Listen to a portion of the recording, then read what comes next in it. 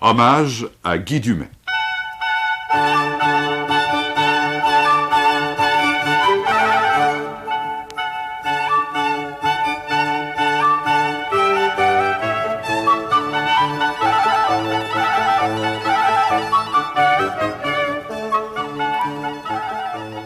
C'est Roland Bélanger qui vous parle. Nous vous présentons un document sonore sur la personnalité de Guy Dumais, qui passa plus de 30 années de sa vie à Radio-Canada. Au sein de la radio de Radio-Canada, son souvenir demeure des plus vivants.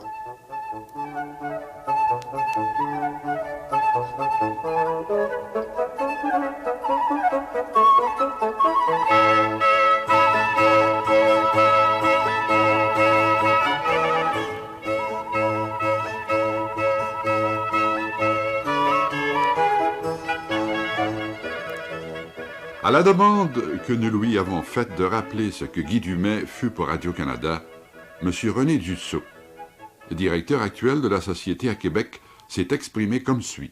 J'ai été vivement touché de l'invitation qui m'a été faite de participer à cet hommage à un ami et collègue, Guy Dumais. À mon arrivée à Québec, au mois d'août 1956, Guy fut l'un des premiers confrères de Radio-Canada avec qui j'ai été appelé à collaborer. J'arrivais du Manitoba pour assumer la responsabilité du poste CBV de la Société Radio-Canada.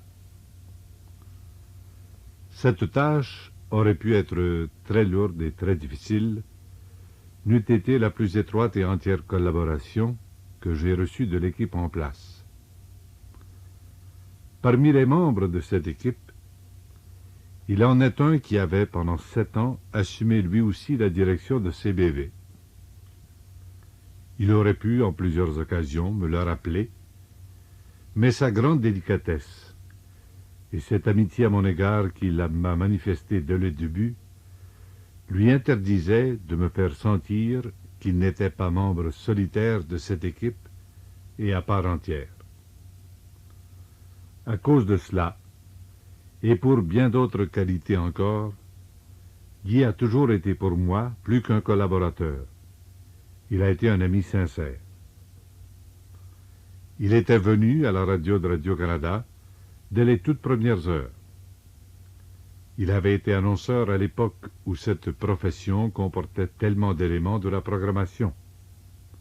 En plus de la présence au micro, l'annonceur était celui qui avait lui-même choisi la musique qu'il voulait faire entendre aux auditeurs, celui qui écrivait ses textes de présentation, celui qui interviewait et assurait la réalisation de l'émission qui lui avait été confiée.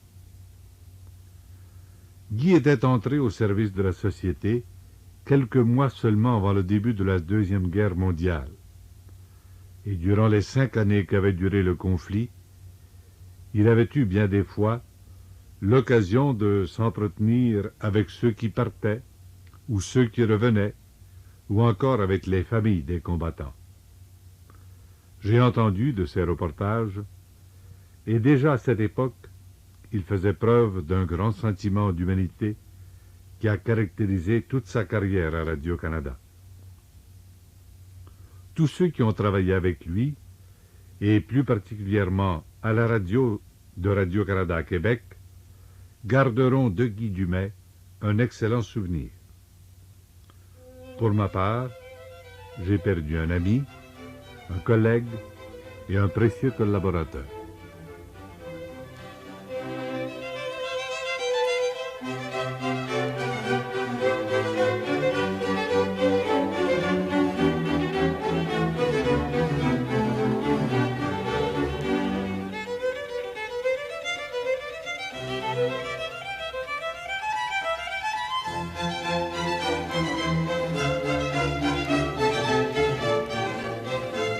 Le directeur de la radio, M. Jacques-Henri Gagnon, vient lui aussi éclairer la personnalité de Guy comme ami et confrère de travail.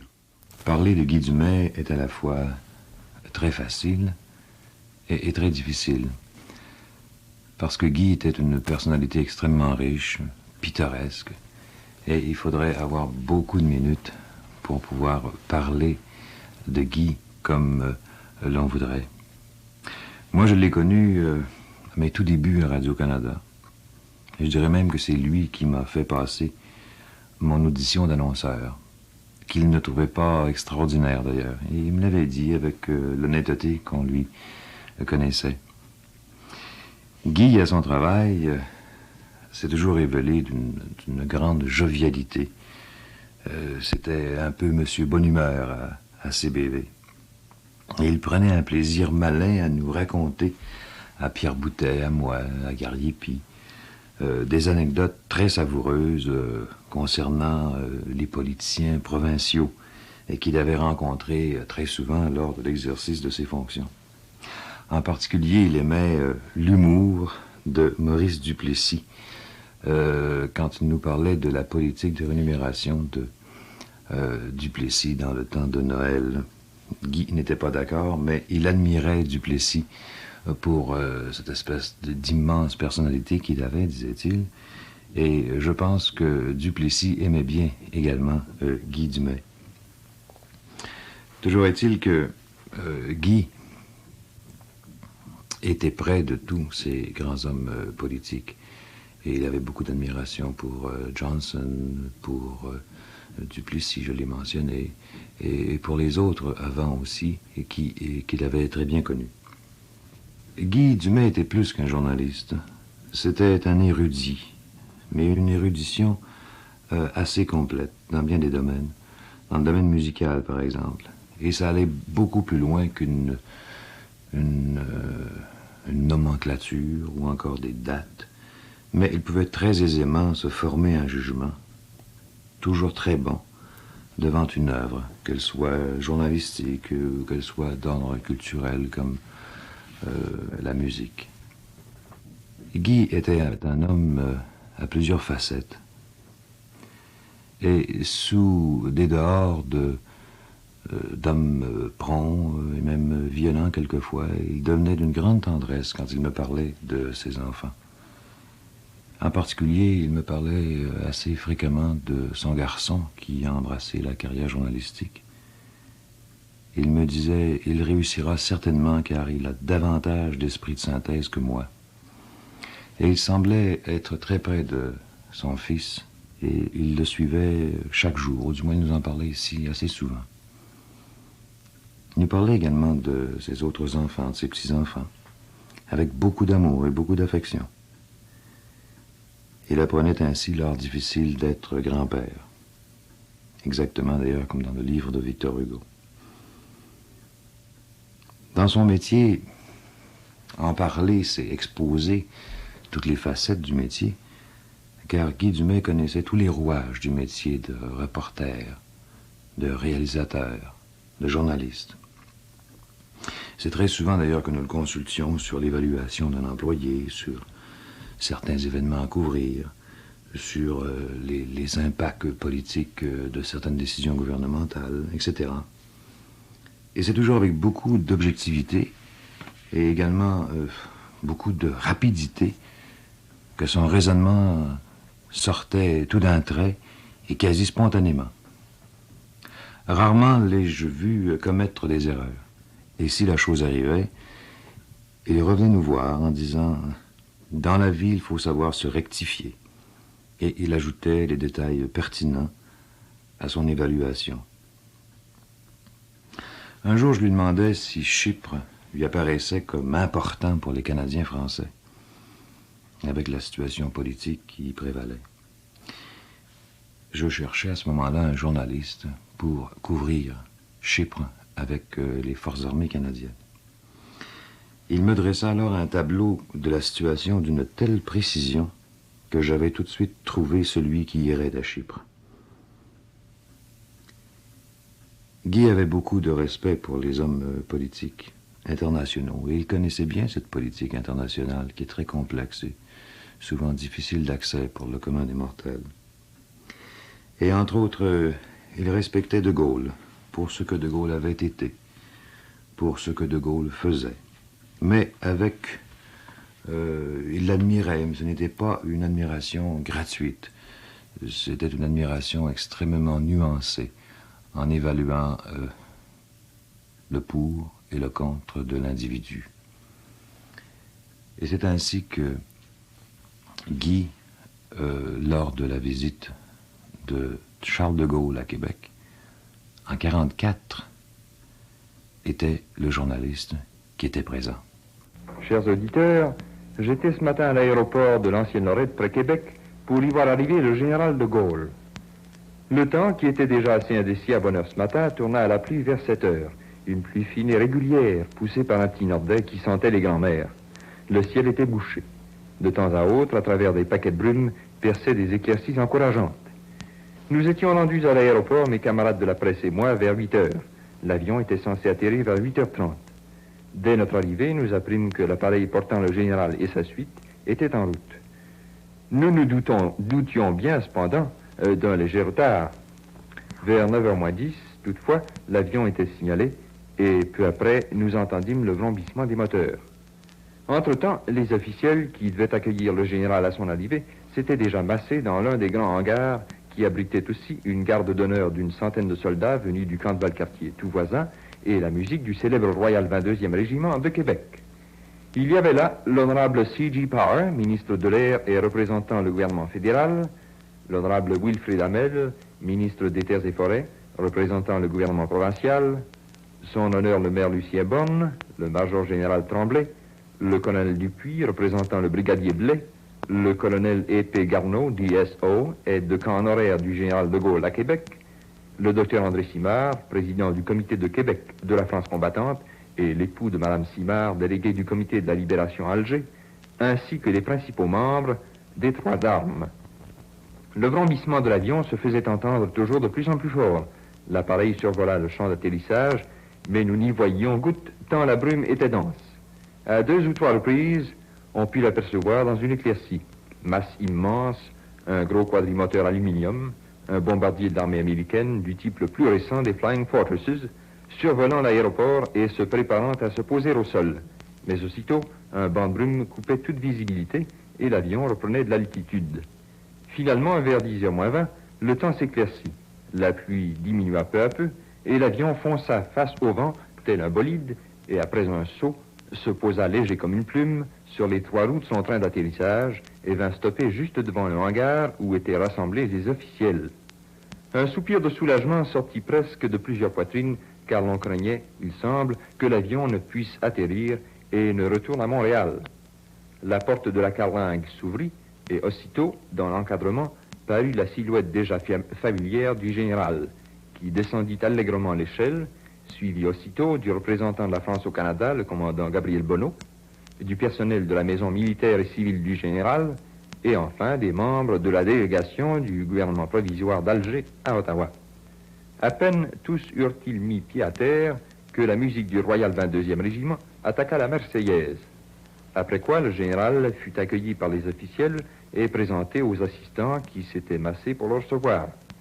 Quelques instants plus tard, le général reçut le salut de la garde d'honneur, qu'il passa en revue brièvement, pour ensuite s'embarquer dans la limousine qui le conduisait à l'hôtel de ville.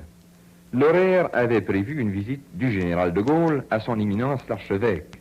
Le cardinal Villeneuve, dont l'on connaît toute la ferveur pour la France, ayant été retenu à l'extérieur de la ville, fit parvenir au général, par l'entremise du docteur Simard, un message de bienvenue. Le cortège s'achemina à travers la campagne, sans plus tarder, vers l'hôtel de ville, en passant par les rues Saint-Vallier, Saint-Joseph et de la Couronne, où était réunie une foule, le sourire aux lèvres, et acclamant le général. Puis le défilé monta la côte d'Abraham pour s'engager dans la rue Saint-Jean et la rue de la Fabrique et finalement s'arrêter devant l'hôtel de ville.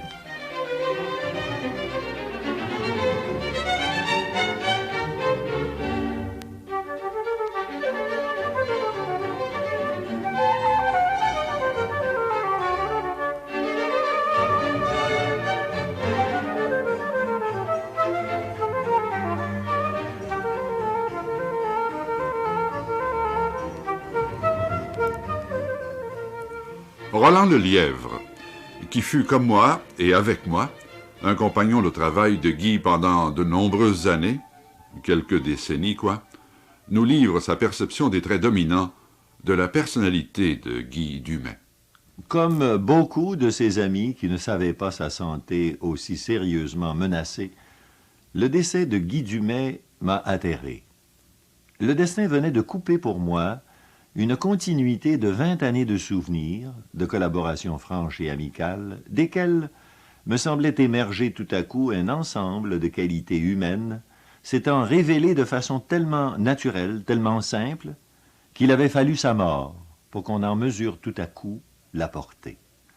Cet ensemble de valeurs auxquelles Guy était demeuré attaché et dont il a toujours donné le témoignage se résumait tout à coup, à mon sens, en un mot, le respect. Le respect de l'autre, du supérieur autant que du subordonné, du personnage, de l'artiste, de l'invité à interviewer, du compagnon annonceur ou technicien avec lequel il avait à travailler. Le respect d'un livre, d'un texte, d'une œuvre, d'un disque, d'une photo, le respect de la vérité. Et pourtant, certains auraient pu superficiellement l'estimer idéaliste, perfectionniste. Non pas, il était réaliste. Réaliste face à la limite des moyens des hommes. C'était, je crois, la source de sa modestie, de sa simplicité, de sa franchise. Réaliste aussi face au potentiel des hommes. Là se trouvait, je pense, la source de la confiance qu'il manifestait envers plusieurs, de la constance qu'il vouait aux travaux entrepris. Le respect d'une œuvre, le respect de son auteur, de ses interprètes, le respect de l'autre, de son intelligence, de sa personnalité, le respect de l'auditeur, d'où ce sens de responsabilité professionnelle et sociale très profond. C'est dans ce respect voué aux autres qu'il s'est peut-être lui-même un peu oublié. Dans ce monde de communication où il a œuvré pendant plus de 30 ans, il aura été un artisan soucieux de la belle ouvrage, dont ses amis de Charlevoix ont conservé la noble fierté. Il se sera révélé modeste, trop souvent effacé, dans sa recherche de la mise en valeur de l'autre, de ses idées, de ses œuvres.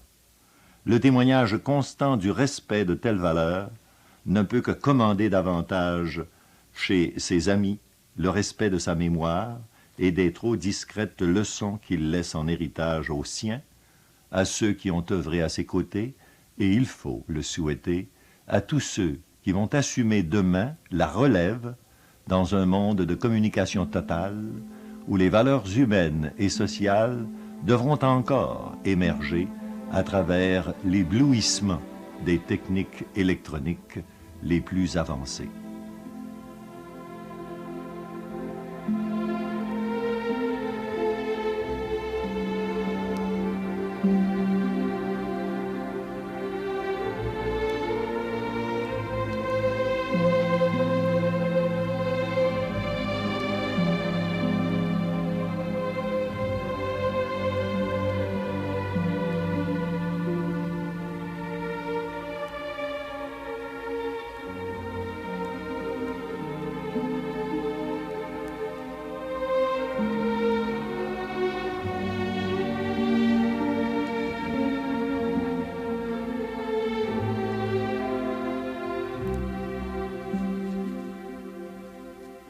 Guy Dumay interroge maintenant M. Daniel Johnson, alors ministre des Ressources hydrauliques du Québec, sur les installations génératrices d'électricité de la rivière Bersimis. M. Johnson parle aussi d'autres projets de travaux dans ce domaine, ceux de la Manicouagan et de la Chine.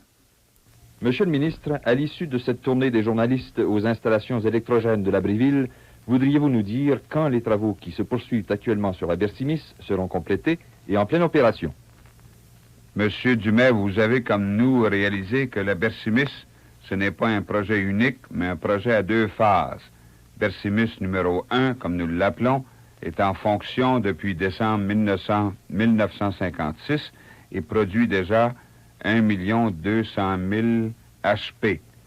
Quant à Bersimis numéro 2, à quelques milles plus bas sur la rivière, en décembre 1959, nous aurons la moitié de l'usine en fonction et l'autre moitié de 400 000 HP vers juin ou juillet 1960. Outre cette nouvelle source d'énergie électrique, quels sont les autres chantiers que le gouvernement a l'intention d'ouvrir et quand, Monsieur le ministre? Je crois que toute la population est au courant du développement en cours actuellement à Carillon, sur la rivière Ottawa. Les travaux sont commencés et on espère qu'en 1962, c'est du moins la cédule établie par nos ingénieurs, en 1962, on commencera à Montréal à recevoir du pouvoir de Carillon, qui est situé, comme vous le savez, à 60 000 de Montréal environ. Et en 1964, on aura complété, je l'espère, tout le développement du site de Carillon pour un total de 840 000 HP, soit 14 groupes de 60 000 HP par groupe. Est-ce que vous n'avez pas également un autre projet qui doit s'amorcer très bientôt sur la Manicouagan? Voici, nos ingénieurs ont étudié et continueront d'étudier cet hiver le projet de la Chine pour en arriver à une conclusion définitive. Il est vrai que Manicouagan est à l'étude. Manicouagan est à l'étude, je dirais, au stage pré-exécution. Et il est possible que Manicouagan soit entrepris comme site producteur d'ici, disons, 6 ou 9 mois, juste le temps d'organiser la production. Il y aura aussi, comme vous le savez, dans mon département, il y a des études qui se poursuivent d'une façon très assidue de ce temps-ci, sur la baie James et sur la baie d'Ungava, où il y a d'immenses possibilités pour la production d'électricité par l'eau. Je vous remercie, Monsieur le ministre. Ici Guy Dumais de Radio-Canada, qui vous parle de l'Abriville.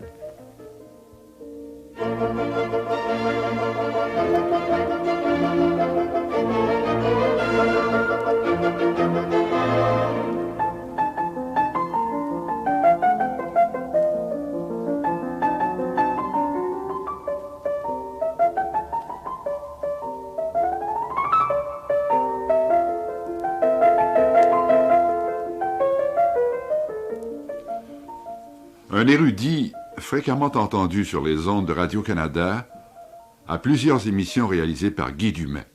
Monsieur René Arthur nous livre maintenant ses impressions. Si l'on me demandait, moi, depuis quand je connaissais Guy, spontanément, là, comme ça, je répondrais que j'ai l'impression de l'avoir toujours connu. Mais en y réfléchissant, je crois que c'est vers 1936 à CKCV que nous sommes tout de suite devenus des amis. Il y avait chez lui un désir tellement évident de se perfectionner dans tous les domaines, surtout ceux, évidemment, qui pouvaient concerner sa carrière alors débutante. Oui, il y avait chez lui une telle volonté de correction, d'impeccabilité, que personne ne pouvait lui refuser son estime, et même, c'était mon cas, son amitié. Remarquez que cette amitié n'était pas exempte de ce que je pourrais appeler des bourrades de copains. Nous étions, lui et moi, en affectueux mais violents désaccords sur à peu près tout.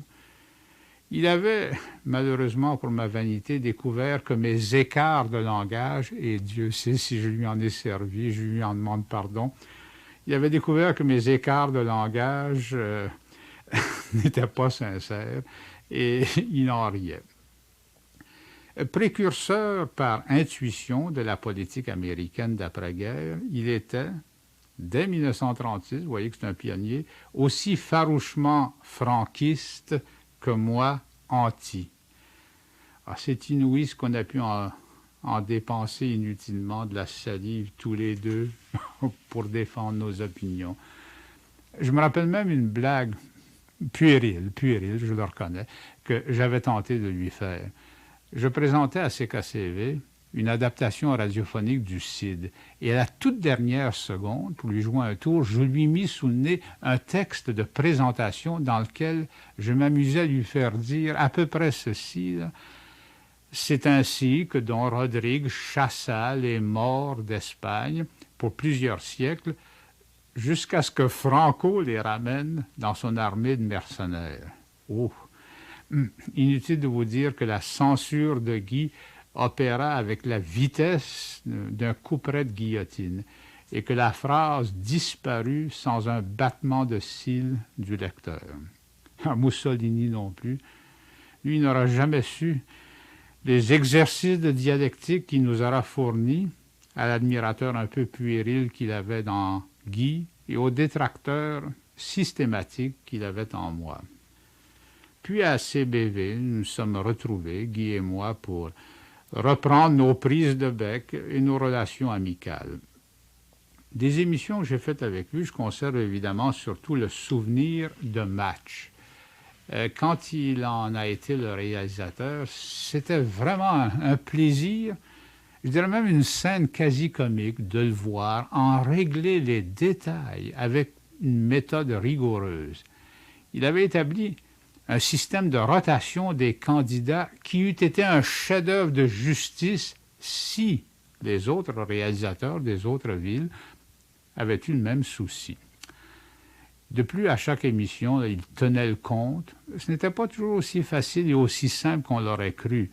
Il tenait le compte des points gagnés par chaque équipe et presque chaque fois, sa vérification rigoureuse corrigeait l'erreur quasi traditionnelle que commettait l'annonceur de service, transformé pour les besoins de la cause en machine à additionner, peut-être récalcitrante.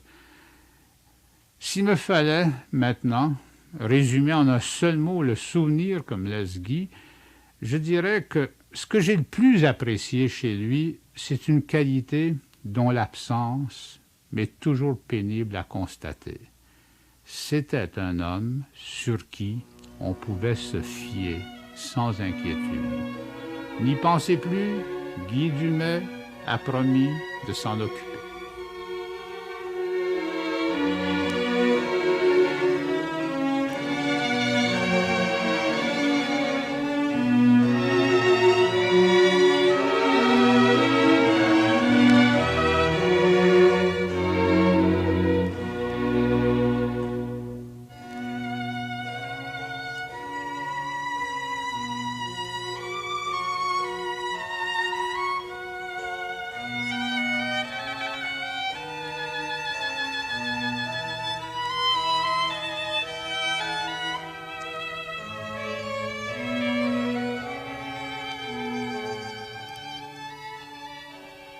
Laissons une dernière fois la parole à celui que nous désirons garder bien en mémoire.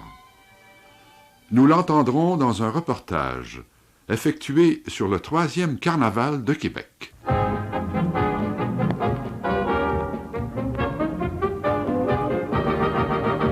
Québec, ça commence royalement, par le grand et joyeux déploiement des tambours, des trompettes, des brillants que l'on voit dans les vrais couronnements. Carnaval, mardi gras, carnaval, à Québec c'est tout un festival. Carnaval, mardi gras, carnaval, chantons tous le joyeux carnaval.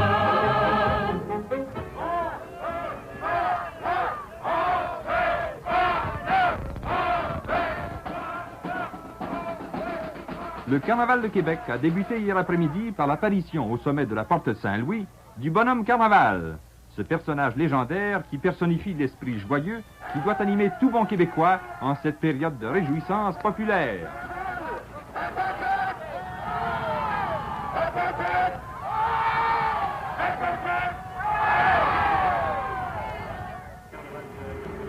Le bonhomme prit place dans la diligence du Carnaval avec les 7 duchesses et leur suite, et le défilé se dirigea à travers les vieilles rues de Québec vers l'Hôtel de Ville, où les attendait le maire de Québec, l'honorable Wilfrid Hamel, qui lut une proclamation qui consacrait le bonhomme Carnaval, le maître incontesté des réjouissances multiples qui se succéderont jusqu'au Mardi Gras. Mesdames, Messieurs, le maire de la Cité de Québec proclame bonhomme Carnaval maître souverain des jeux, des rires et des chansons pour toute la durée de notre carnaval d'hiver et lui confie tout pouvoir sur les réjouissances qui seront ordonnées en cette période joyeuse. j'invite la population tout entière de la ville et du district de Québec à arborer un large sourire, à porter en tout temps l'insigne du carnaval, à participer en grand nombre aux manifestations et à se montrer envers nos visiteurs étrangers courtois et hospitaliers, suivant nos plus saines traditions. Je décrète offense publique, punissable selon les lois du carnaval, tout manquement à l'esprit de gaieté qui doit régner d'aujourd'hui au Mardi-Gras. Et en foi de quoi, j'ai l'honneur et le grand plaisir de vous faire part de cette proclamation officielle. Merci.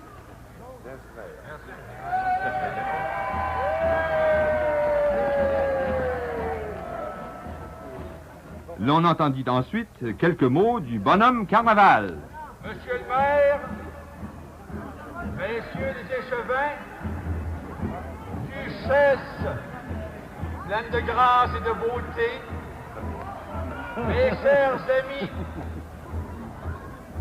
je vous remercie sincèrement de l'accueil chaleureux que vous me donnez en ce premier jour du carnaval.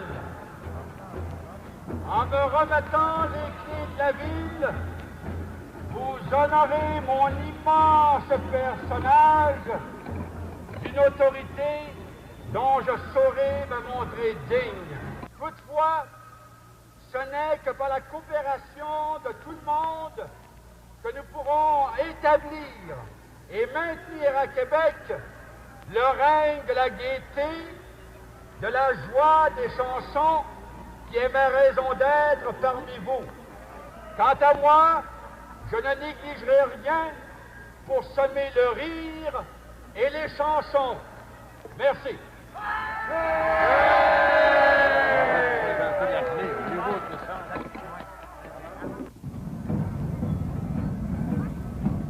Le maire remit les clés de la ville au bonhomme et lui fit signer le livre d'or de la cité, ainsi qu'à toute sa suite. Les manifestations joyeuses vont se répéter à un rythme de plus en plus accéléré jusqu'à la fin du carnaval. Et pour nous en parler, nous avons rencontré deux des artisans du carnaval de Québec, M. Louis Paré, secrétaire général du comité du carnaval et directeur de l'Office municipal du tourisme, ainsi que M. Pierre Tremblay, secrétaire administratif du carnaval. Voudriez-vous nous faire brièvement l'historique de cette renaissance des carnavals d'antan à Québec, M. Paré? Voici, tout le monde sait qu'autrefois, Québec a été très célèbre par ses fameux carnavals. Fameux, c'est le cas de le dire.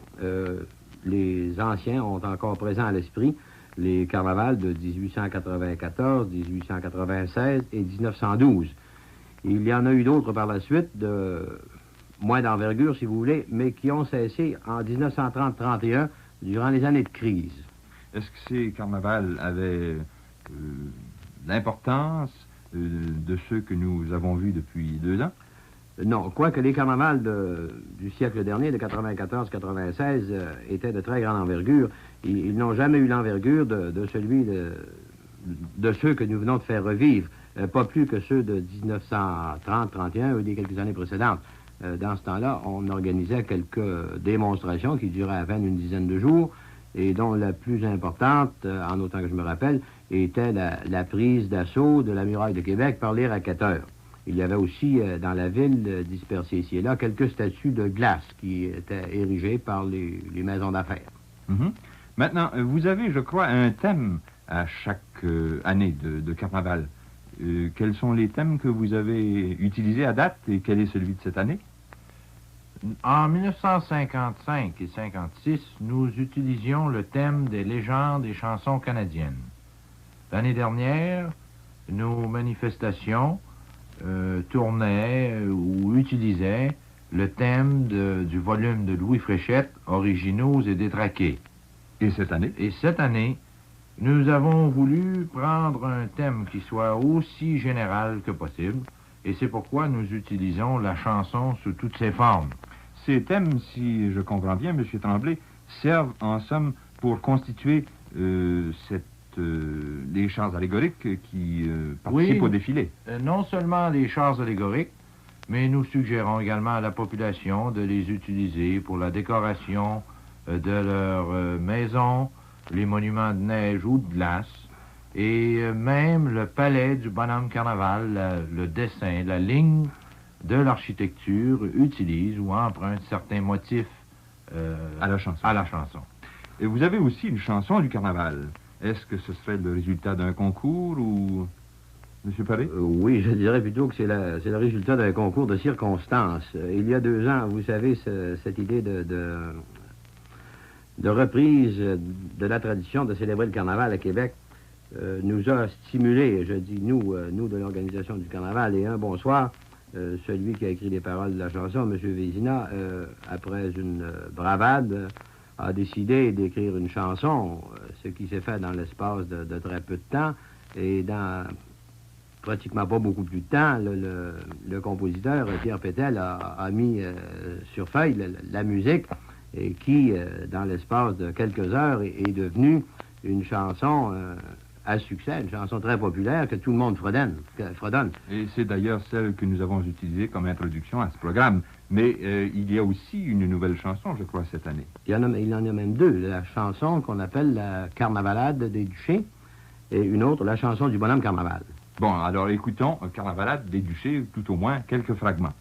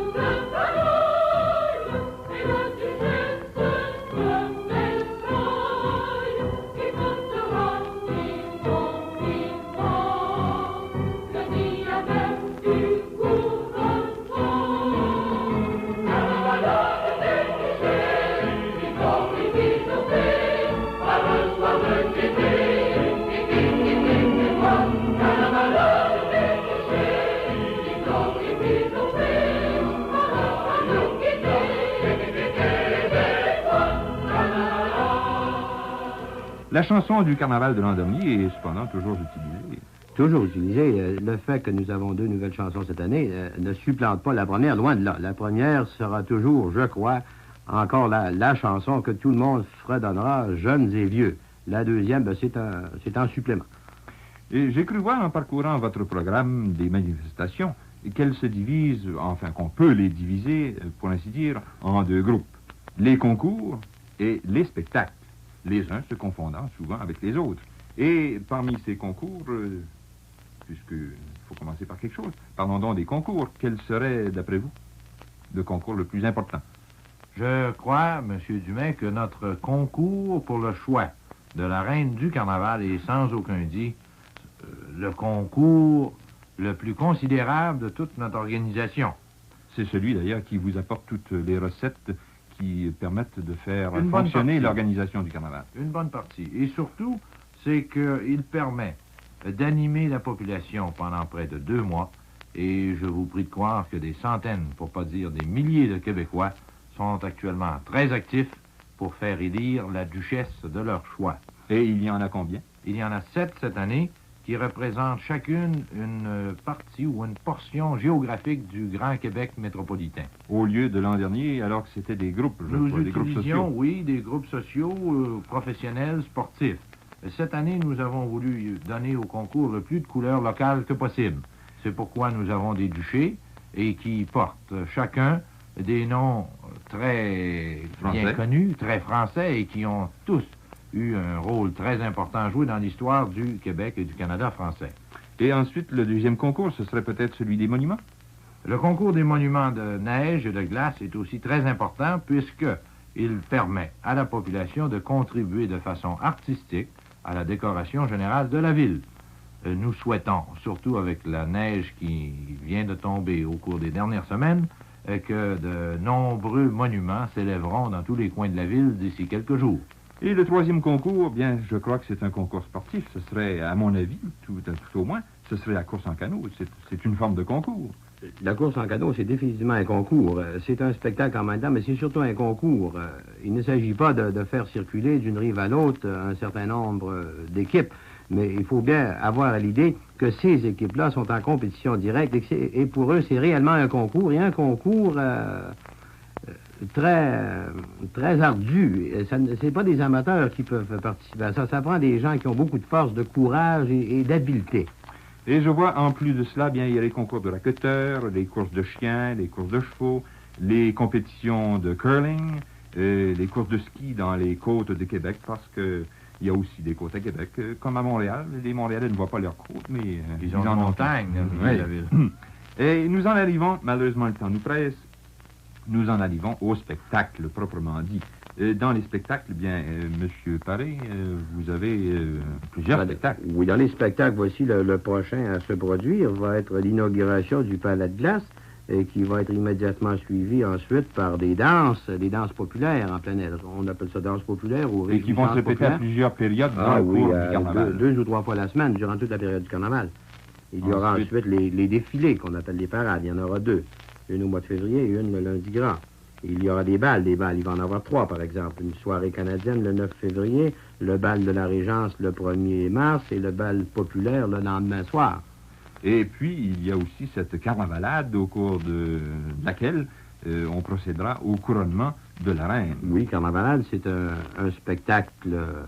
Spectacle tout à fait nouveau cette année, et je pense qu'on pourrait ajouter, rempli de variétés, mettant en vedette des artistes canadiens, français de grande renommée, et au cours duquel, le spectacle, nous aurons le couronnement de la reine du carnaval, dans un pageant à la fois grandiose, chic, plein de couleurs, et qui permettra à la population de savoir, à la fin, qui deviendra reine du carnaval 1957.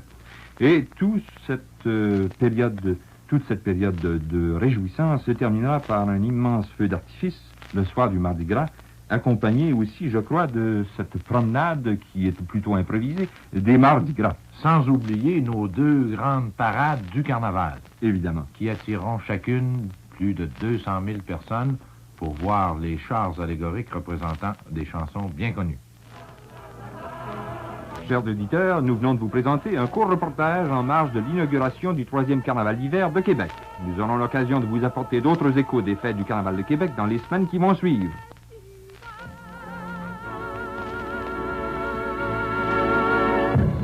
Montage Marcel Bélanger, réalisation Guy Dumais. Cette émission a été préparée à Québec par le service des reportages français de Radio-Canada. Ici Radio-Canada.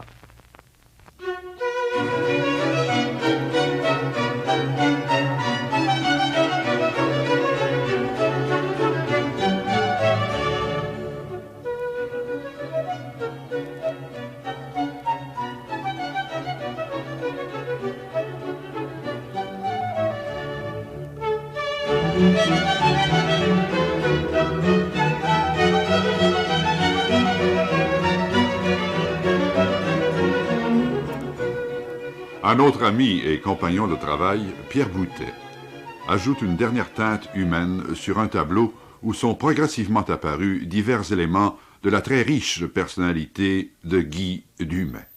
Bien plus qu'un confrère en réalisation, Guy Dumais était pour moi un véritable ami. Je l'aimais beaucoup et nous passions souvent de longs moments à échanger nos idées sur la bonne marche de nos émissions, puisque comme moi et même avant moi, il avait été réalisateur d'émissions musicales. Guy était un gars très renseigné. Il était bien documenté en littérature, en musique et en politique. Solitaire de nature, il passait des heures à lire et à écouter de la musique. Souvent de fois, j'ai eu recours à ses connaissances pour me renseigner sur les nouveaux disques parus sur le marché. J'étais toujours très bien reçu et c'était avec plaisir qu'il me répondait. Parfait bilingue, Guy m'a été souvent d'un précieux secours pour la rédaction d'une lettre ou d'un texte un peu plus compliqué dans la langue de Shakespeare. Tous ceux qui l'ont connu sont unanimes à dire quel homme distingué il était. C'était un homme droit et honnête, un homme qui avait le souci du détail dans tout ce qu'il faisait. Mon ami Guy était très prompt, mais sans malice et surtout sans rancune. Il était très sensible. Il aimait beaucoup les siens. Il me racontait par exemple qu'à l'occasion, son épouse gardait le petit bébé de sa fille, et il me disait « Tu ne peux savoir jusqu'à quel point j'ai de la peine quand ma fille vient le reprendre. » Il était bien attaché à sa femme et à tous ses enfants, et c'est toujours avec beaucoup d'éloges qu'il me parlait de chacun d'eux. J'aimerais souligner aussi le grand respect qu'il avait pour sa mère et l'affection sincère qu'il manifestait pour sa sœur Louise. La photographie était pour lui un passe-temps agréable. Que de fois il m'a fait voir des photos prises aux éboulements, un endroit qu'il chérissait et où il passait toutes ses vacances. La présence de Guy Dumais dans le bureau manque beaucoup à tous les réalisateurs qui ont travaillé avec lui. Jacques-Henri Gagnon, directeur actuel de CBV, Michel Garriépi, Claude Gosselin et moi-même. Chaque matin, il nous arrivait de bonne humeur et nous parlons encore bien souvent de la façon bien spéciale qu'il avait de nous saluer. Nous formions vraiment une bonne équipe et nous avions beaucoup de plaisir. À Radio-Canada, nous nous souviendrons longtemps de Guy Dumais, lui qui fut pour nous un ami, lui qui fut aussi le directeur du poste et un réalisateur compétent. Nous nous rappellerons ses nombreuses réalisations. Il a été pendant longtemps responsable de l'émission Petit Concert, dont l'orchestre était dirigé par Silvio Lacharité. J'aimerais que nous écoutions ensemble un extrait d'un de ses programmes. Aria, d'après le prélude du choral, Ô Mensch, bewein dein Sünde groß, ô homme, pleure tes péchés, de Jean-Sébastien Bach. Au revoir, Guy.